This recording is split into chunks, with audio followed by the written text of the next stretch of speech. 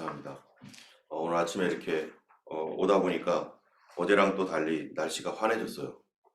어제는 비슷한 시간에 오는데 어제는 좀 컴컴했는데 오늘 아침에는 훨씬 더 환해지고 있는데요. 낮이 더 길어지고 이제 밤이 짧아지는 그러한 시기입니다. 우리 삶에 있어서도 하나님의 빛이 더 많이 비춰지는 또 우리 하나님의 은혜 안에서 늘 거하는 주님의 볕 아래서 항상 주님과 동행하는 우리가 되기 원합니다. 오늘 말씀은 이제 역대상 28장 이제 거의 이제 오늘 말고는 한 장 더 남았습니다. 역대상 29장까지 있으니까요. 계속해서 이제 솔로몬 성전을 위해서 다윗이 성전을 준비하고 또 성전을 지으라고 마지막 유언을 하는 그런 내용이 오늘 본문의 내용입니다. 다윗이 그렇게 원하고 바랬던 본인이 짓기를 하나님께 그렇게 드리기를 원했던 성전 건축을 하나님은 솔로몬에게 주시고 또 오히려 하나님께서 다윗에게 내가 너의 집을 지어주겠다 해서 그 다윗 왕조를 영원토록 있게 하시겠다 하시면서 그 왕조가 끊어지지 않도록 그것이 바로 예수 그리스도께로 연결되도록 하나님께서 이렇게 말씀하신 것이죠. 사람들이 들을 때 다윗의 왕조가 끊어지지 않는다, 영원한 왕조가 될 것이다 라고 할 때 다윗의 후손들이 계속해서 그것을 이어갈 것으로 생각했었을 것이나, 그러나 우리 하나님의 말씀은 우리가 수요일날 어제도 말씀드렸던 것처럼 하나님 앞에 11조와 헌물을 하나님께 드릴 때 하나님께 그것으로 하늘 문을 열어서 축복하지 않나 보라, 하늘 창고를 쌓아주지 않을 쌓을 곳이 없도록 붙지 아니하나 보라 라고 했던 이런 말씀들은 돈으로 사람들이 생각을 하고 이 세상의 물질적 축복으로 생각을 하면서 그거를 기대하지만, 그보다 더 높고 더 하나님께서 주실 수 있는 것, 하나님만이 주실 수 있는 그것은 더 귀한 것은 바로 믿음이고 소망이고 사랑이죠. 이 세 가지는 영원히 있을 것이라 했는데 가정 안에 믿음이 있으면 얼마나 좋습니까? 깨진 가정 안에 소망이 있으면 얼마나 좋고 사랑이 충만하면 얼마나 좋습니까? 또 교회와 이 세상 가운데 믿음과 소망과 사랑이 가득한 세상이라면 그 돈이 있어봐야 뭐 하겠어요? 그런 것보다 더 중요한 것은 보이지 아니하는 신령한 하나님의 은혜, 하나님의 그 축복, 그것이 더 소중한 것이죠. 마찬가지로 다윗 왕에게 주셨던 너의 자손이 영원할 것이다 라고 했던 그런 것은 사람으로 이어지는 게 아니라, 사람은 항상 우리가 이제 역대하를 보면은 무슨 일이 일어나냐면은 솔로몬 이후에 솔로몬이 성전을 지은 다음에 르호보암, 여로보암 나뉘어요. 그리고 계속해서 둘이 싸웁니다. 그리고 여로보암의 그 북이스라엘은 어떻습니까? 계속 구테타가 일어나요. 남유다도 못지않게 정말 구테타가 일어나도 몇 번 일어났어야 되는데 하나님께서 보호해 주시니까 그런 구테타가 일어나지 않았지만, 그러나 아달랴 때 정말로 구테타가 일어나서 아달랴가 자기 손자들 다 죽이고 자기가 왕 되겠다고 하는, 또 그 이외에 다른 그 므낫세라든지 이런 왕들, 아주 엉터리 왕들, 하나님 보실 때 정말 축복할 수 없는 그러한 그 왕들이 계속 이어지는데 이게 언제까지 가야 되는 거예요? 솔로몬, 하나님께서 다윗에게 주신 영원한 왕권이라고 하는 왕권이 그런 식으로 계속 간다면은 이스라엘이 어떻게 되겠습니까? 올라갔다 내려갔다 영원토록 반복할 겁니다. 올라갔다 내려갔다를. 그러나 그러한 역사가 하나님의 온전한 역사가 아니라 거기에 누가 와야 되는 거예요? 참으로 다윗 왕과 같은 다윗 왕의 이 원형인 메시아가 와야 되는 것인데, 그 메시아가 바로 하나님의 아들이신 예수님입니다. 예수께서 오셔서 주님이 재림하시고 그리고 세상을 통치하시고 다스린 그것이 완성이 되는 것이죠. 그것이 다윗 왕권이 영원히 완성되어서 아브라함과 다윗의 자손 예수 그리스도의 세계라라고 했던 마태복음 1장 1절 말씀처럼 바로 그렇게 영원한 우리의 왕으로, 믿는 자들의 왕으로 주님이 영원토록 통치하시고 다스리는 그 왕권이 바로 영원한 다윗의 왕권인 것이죠. 우리의 삶도 마찬가지입니다. 우리도 예수님을 이제 안 믿던 삶에서, 예수 없었던 삶에서 예수님을 믿는 삶이 되었습니다. 하나님의 구원이 우리 안에서 뭐가 된 거예요? 성취가 되었죠. 그러나 완성되지 않았습니다. 우리의 삶이 성취는 되었는데 완성되지 않았기 때문에 이것을 계속해서 여기서 뭐 해 가는 거예요? 계속 진행형으로. 우리의 삶에 성령님이 오셔서 우리를 다스리고 계시고 돕고 계시지만 여전히 우리가 넘어지고 쓰러지고 깨지고 하나님의 은혜 가운데 살고 싶지만 그러지 못하는 여러 가지 핍박과 유혹과 이러한 그 인간의 연약함들 이런 것 때문에 우리 계속 싸우면서 투쟁해 나가면서 하나님 나라까지 가고 있습니다. 그러나 하나님께서 우리를 버리셨는가? 그게 아니죠. 이것이 바로 우리의 인생이고 이러한 속에서 하나님의 그 능력 안에 살아가고 하나님 말씀대로 살아가는 그런 싸움들이 우리에게 있는 것이죠. 그렇게 가는데 이 몸 가지고 여러분 만약에 하나님 나라 이 몸 가지고 우리 평생 영원토록 산다면 어떻게 되겠어요? 영원토록 그 투쟁을 하게 되겠죠. 그러나 그것을 마치고 우리에게 뭐를 주시는 거예요? 예수 그리스도의 부활하신 몸과 같은 그러한 부활의 몸을 우리 주님이 우리에게 주셔서 주님 오시는 날에 살아있는 사람들은 변화하여 그리스도 주님께로 올라가고 죽은 자들은 부활하여 우리 주님을 만나서 이 그리스도와 같은 몸으로 화하여 하나님과 함께 영원토록 주님과 함께 동행하고 살아가는 것. 그것이 우리의 삶의 완성입니다. 하나님의 약속은 성취되었고 이제 완성으로 계속해서 가게 되는 것이죠. 다윗 왕도 이제 그는 드디어 다윗이 훌륭한 왕이었지만 인간인지라 여러 가지 실수도 했는데 그도 이제 자신의 인생을 끝낼 때가 되었습니다. 하나님이 선택받고 하나님이 사용하신 그 다윗 왕도 자기 후손에게 이제 물려줄 때가 되었어요. 이제 다윗 왕이 이렇게 물려줬을 때 자기의 유언을 위하여 주요 인사들을 다 소집을 합니다. 주요 인사들을 소집하는데 거기에 어떤 사람이 있어요? 모든 고관, 지파의 어른, 왕을 섬기는 반장들, 천부장, 백부장 및 왕과 왕자의 모든 소유와 가축의 감독, 내시, 장사, 모든 용사를 예루살렘에 다 소집한 다음에 2절에 보니까 다윗 왕이 나의 형제들아, 나의 백성들아, 내 말을 들으라 하면서 나는 여호와의 언약궤 곧 우리 하나님의 발판을 범원할 성전을 건축할 마음이 있어서 건축할 재료를 준비했지만 그러나 하나님께서 하나님의 이름을 위하여 너가 성전을 건축하지 못하리라 그렇게 말씀하셨다는 거예요. 그리고 오히려 내 부친의 아들 중에서 나를 기뻐하사 온 이스라엘의 왕으로 삼으셨다. 누구를요? 솔로몬을. 그래서 5절에 보니까 내 아들 솔로몬을 택하사 여호와의 나라 왕 위에 앉혀 이스라엘을 다스리게 하려 하실세 내 아들 솔로몬 그가 내 성전을 건축하고 여러 뜰을 만들리니 이는 내가 그를 택하여 내 아들로 삼고 나는 그의 아버지가 될 것이다 하면서 이 다윗이 마지막 유언으로 솔로몬 그가 바로 성전을 지을 것이다 이렇게 말합니다.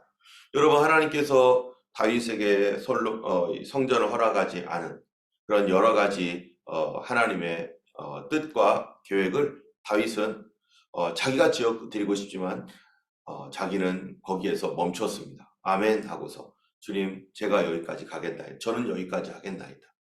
그런 것 가운데 다윗은 하고 싶지만 그러나 하나님께서 여러 가지들을 생각할 때 우리가 인간적으로 보면 다윗 때 하지 않기를 지금 우리가 볼 때도 참 하나님께서 어떠한 한 성품의 하나님인지를 이렇게 이해할 수가 있어요.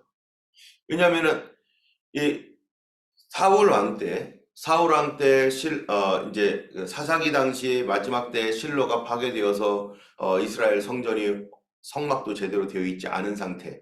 그리고 사울은 다윗을 쫓아다니면서 계속 죽이겠다고 난리를 치면서 온 나라를 헤집고 돌아다니면서 나라가 어수선하고 정말 백성들은 정신이 없고 항상 이 긴장해야 되는 그런 상태에서 백성들의 삶도 어떻게 했어요? 그렇게 내전이 일어나고 계속 쫓기는 관계에서는 백성들의 삶도 편안하지는 않은 거죠. 그러다가 드디어 다윗 왕이 되었습니다. 다윗 왕은 또 뭐합니까? 이제는 이쪽 저쪽 안정이 되기까지 몇 년이 걸려요? 7년이라고 하는 긴 세월이 걸려요. 다윗의 통치 기간 중에 7년 기간이 또 걸려요. 그렇다고 해서 그 지방에 있는 이런 사람들이 다 동의하면서 무조건 따라가느냐? 또 그런 건 아니었어요. 왜 그걸 우리가 어떻게 합니까?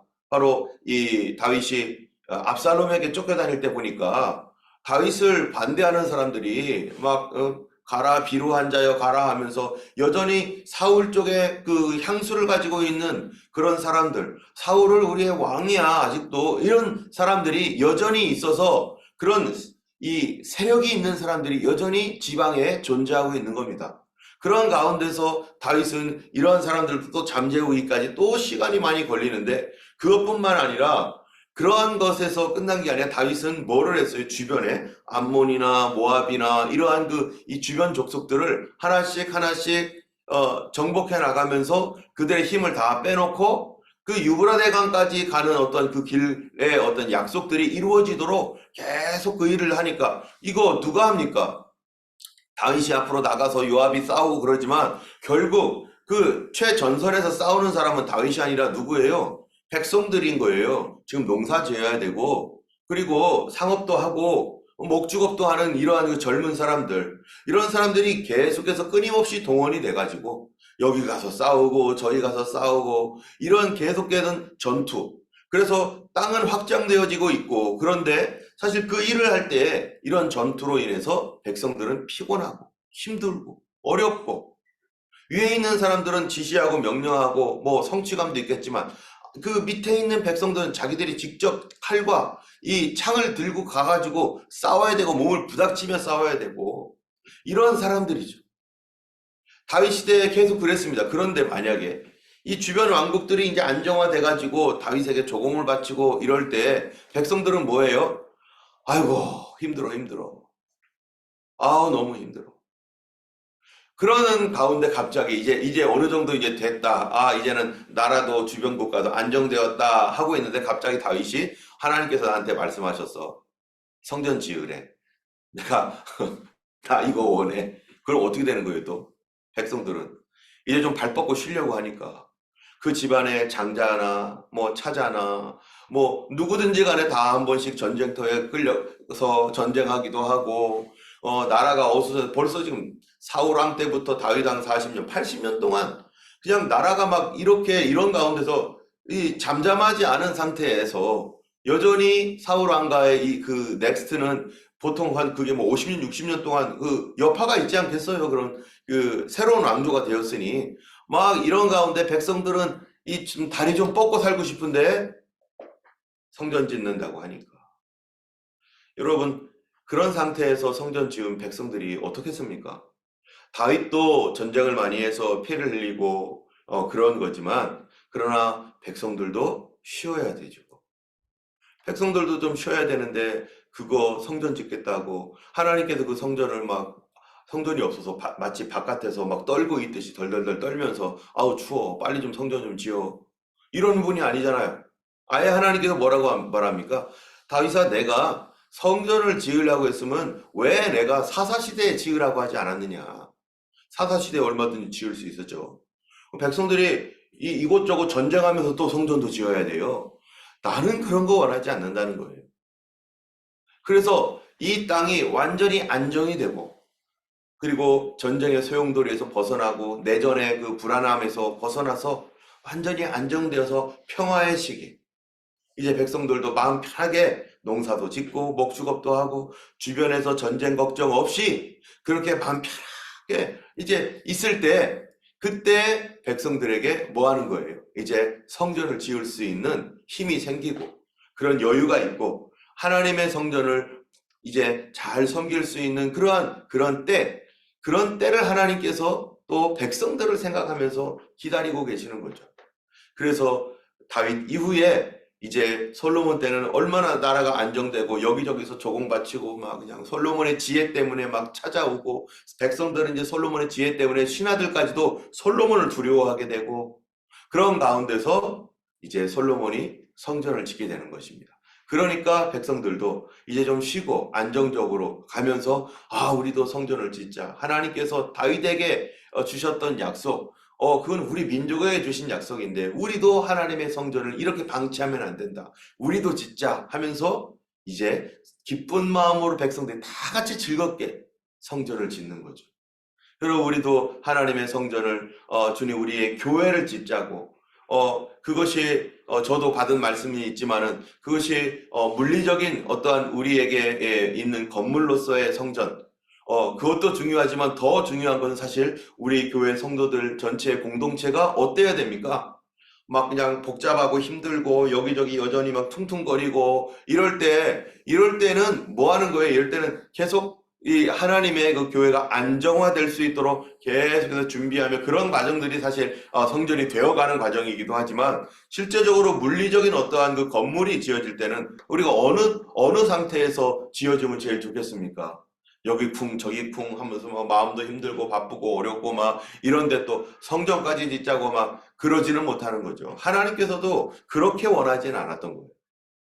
백성들이 편안하고 안정되고 즐겁고 모두가 다 감사합니다. 주님 제가 가겠나이다 하는 이 감사한 마음. 그러나 이 감사한 마음으로 했지만 그러나 뭐가 있었어요? 미리 다윗은 준비했다는 거예요.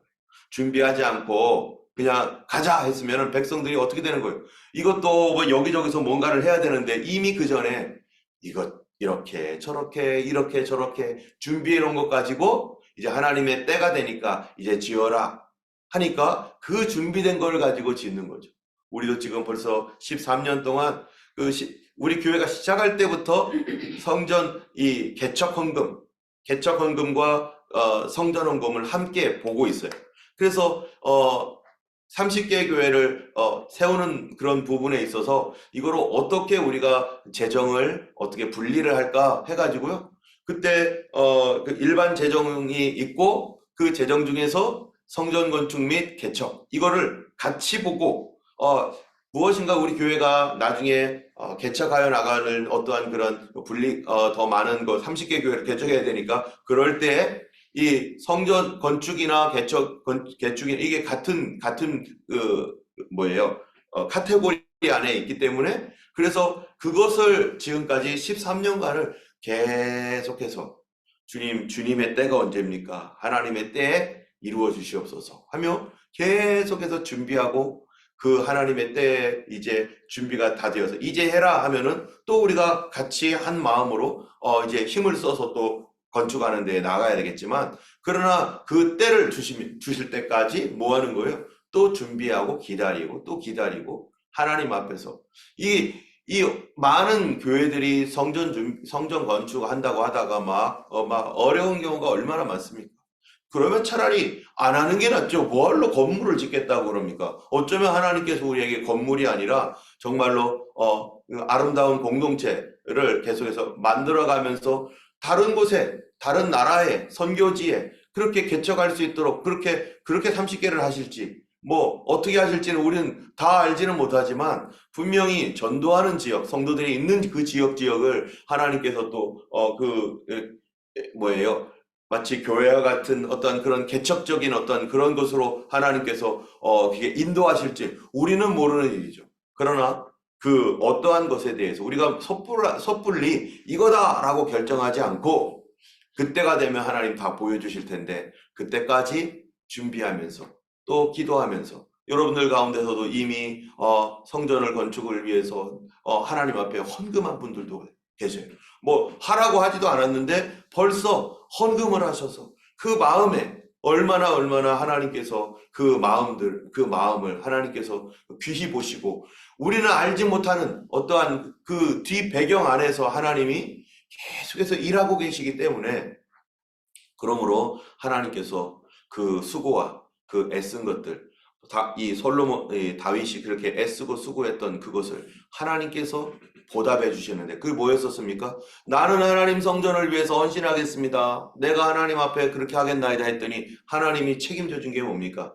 너의 자식을 내가 너의 왕으로 세우고 너의 왕조를 세워주고 내가 너의 집 가문이 하나님 앞에서 정말 존귀하게 만들어지고 영원토록 그렇게 가게 하겠다. 자발적으로 하나님 앞에 그렇게 하나님의 집을 지어드리기를 원하여서 준비하고 미리 헌금하면서 했던 다윗에게 그렇게 했던 것처럼 우리들에게도 우리 하나님께서 그러한 축복을 내려주실 줄로 믿고 또 그 일들에 정말로 저도 성전 건축 한 번도 해본 적이 없는데 하긴 했었죠. 이전에 있었던 그 전에 한국에 있었던 교회 가니까 성전 건축을 해가지고 그래서 우리도 저도 거기에 함께 동참하면서 그러고 보니까 그 전에도 또 한 번 있었네요. 예, 그래도 거기에 뭐라도 하나님 앞에 이렇게 할 수 있도록 은혜를 주셨는데 우리 하나님께서 하나님이 기뻐하시는 때 성도들을 하나님께서 또 감동하시고 기뻐하는 때 그렇게 하실 것입니다. 이제 다윗은 솔로몬에게 이제 그러한 그 성전에 관한 이러한 명령들을 백성들에게까지도 내리는데요. 그런데 솔로몬은 어떤 사람입니까? 우리가 지난번에 봤던 것처럼 솔로몬은 밧세바의 세 번째 아들이에요. 다윗에게서는 열 몇 명이 있어요. 11명인가가 있었잖아요. 그러면은 이 솔로몬은 10번째 아들, 10번째. 그 전에 비록 앞에 있는 몇몇 사람들이 이 자기의 다윗의 자녀들이 그렇게 뭐 불행한 일이 있었고 어려운 일이 있어서 그랬어도 심지어 이 다윗과 바세바 사이에는 그 전에 두 형제들이 더 있는 거죠. 그런데 솔로몬이 그 왕권을 이어받는다는 것은 그건 무엇을 말하는 겁니까? 다윗의 왕권은 하나님이 어떻게 한 거예요? 장자라고 큰아들이라고 무조건 세운 게 아닌 거예요. 하나님이 선택한 사람. 여러분, 이 유다 왕조는 그렇게 갔어야 됩니다. 저 위에 있는 이스라엘은 막 구테타 하면서 막 일어나갔잖아요. 유다 왕조는 어떻게 되는 거예요? 장자라고 특별한 상황이 아니면 하나님께서 장자라고 해서 무조건 세우는가? 그건 아닌 거죠. 계속해서 하나님께 선택을 드리고 하나님 누구를 선택하시겠습니까? 하면서 그렇게 갔었으면은 얼마나 좋았는가. 그런데 그럴 만한 뭐가 없었어요? 믿음이 없었던 거죠. 그럴 만한 신앙이 다윗 왕조도 이어져 나가면서 불완전했기 때문에 그럴 것이 없었던 거예요. 어쨌든 그러나 다윗 때는 솔로몬을 하나님 택했습니다. 솔로몬을 택해서 그에게 그 일을 맡기신 거죠.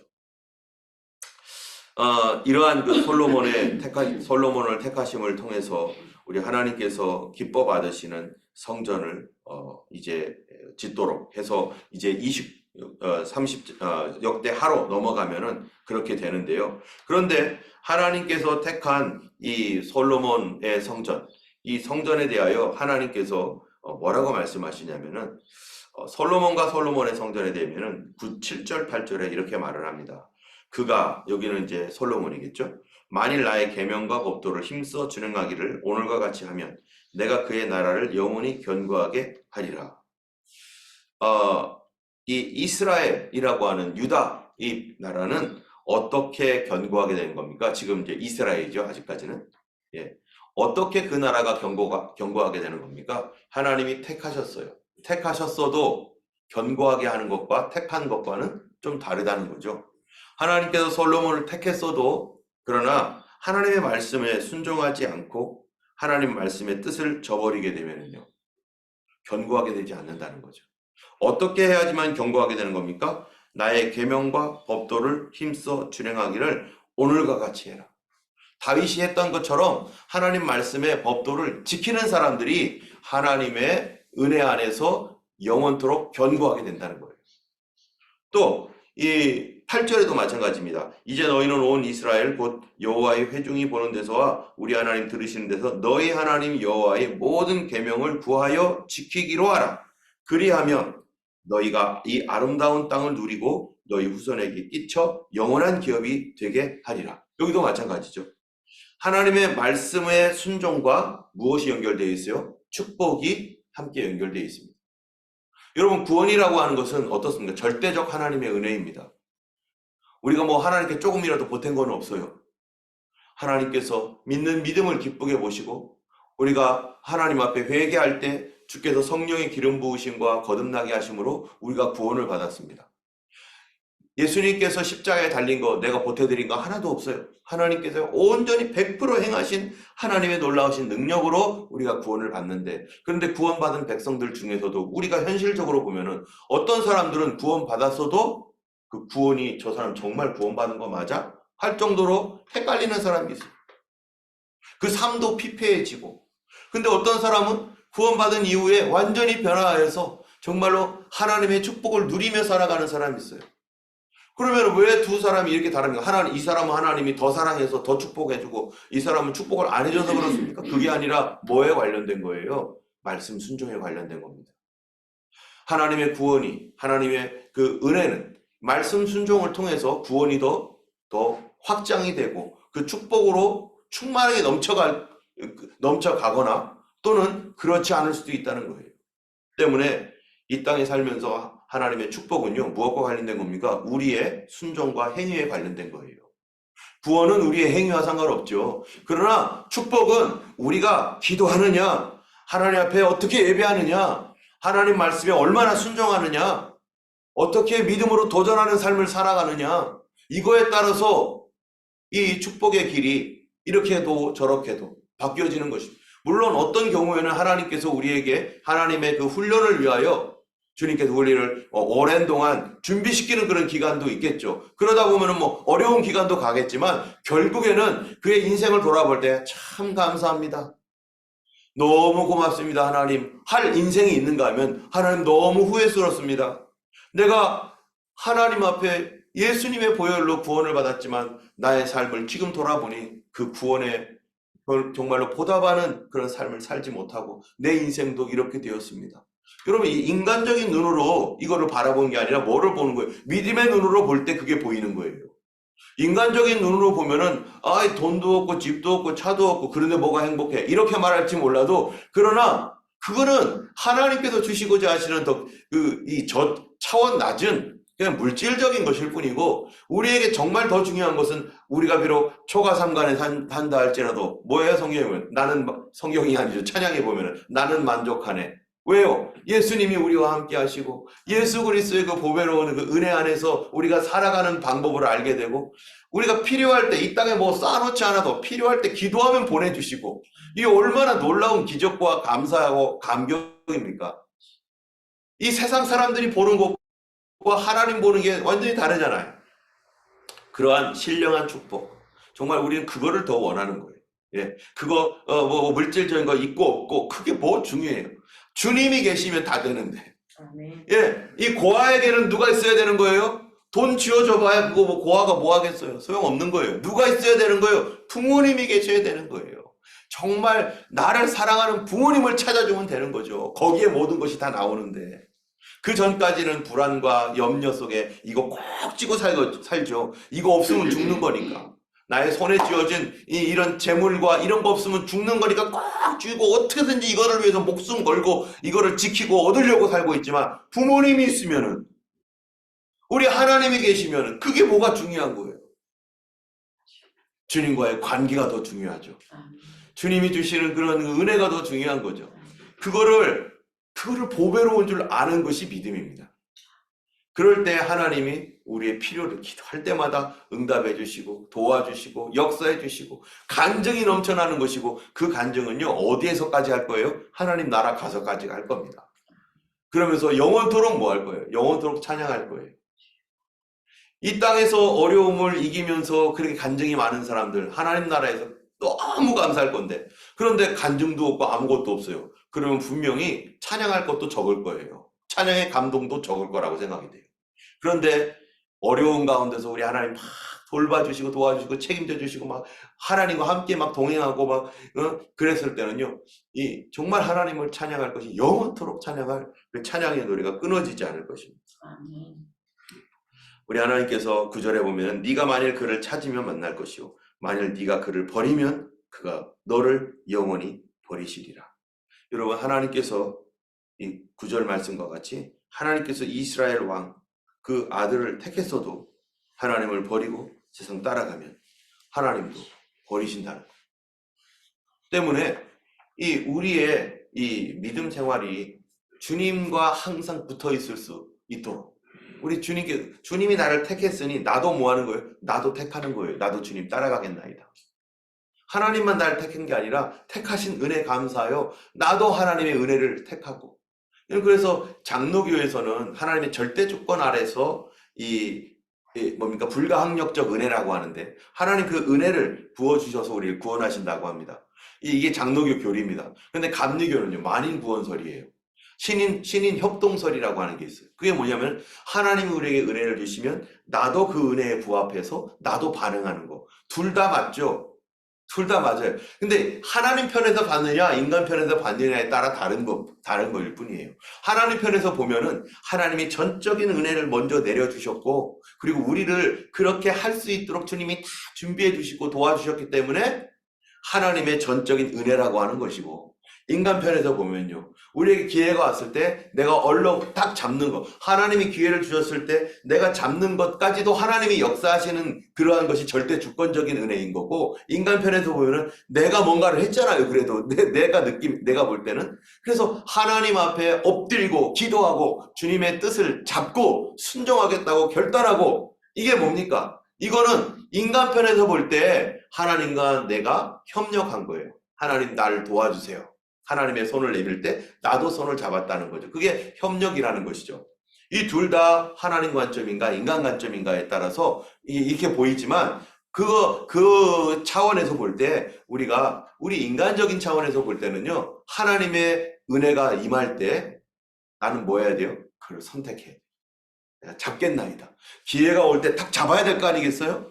기회가 왔는데 그냥 하나님 뜻 아니면 안 되고 되면 되고 몰라. 이거는요, 이게 그 옛날에 그 인도의 선교사로 나갔던 이 윌리엄 캐리가 나를 선교지로 보내달라, 나 인도 가겠다 했을 때 장로교에 있는 그 목사님들이 뭐라고 한 겁니까? 하나님 뜻이면 다 돼. 하나님이 할 때까지 하나님이 하시면 되는데 왜 네가 설치냐고. 그러면서 손 놓고 있는 거예요. 그 하나님 주권을 너무 인간적인 편에서 막 그건 하나님 주권은 하나님 편에서 생각을 해야 되지, 인간 생각으로 우리는 아무것도 안 하고 하나님이 다 해주신다. 이거는 하나님 편에서 볼 때 그렇게 하나님이 주도적으로 역사해 간다라고 하는 그러한 표현인데요. 인간 편에서는 사도 바울이 그러잖아요. 나도 힘을 다하여 뭐 한다고요? 수고하노라. 내게 주신 하나님께서 주신 이 성령의 감동과 은혜가 있을 때 나도 하나님 앞에 그렇게 헌신하며 수고하노라. 그것이 바로 우리가 택해야 할 하나님의 축복이요, 은혜입니다. 때문에 우리도 기도해야 됩니다. 모이기에 힘써야 되고 하나님 앞에 헌신해야 됩니다. 하나님 그 사람들을 그 마음도 주셨지만 나도 그거를 택하고 선을 택하고 하나님 말씀을 택하고 진리를 택할 때 하나님께서 어떻게 하세요? 이미 열어놓으신 길로 우리를 이끌어 가시며, 그러한 여기에 보면 뭐라고 돼 있냐면은 이 8절에 보면 너희가 이 아름다운 땅을 누리고 그리하면 너희가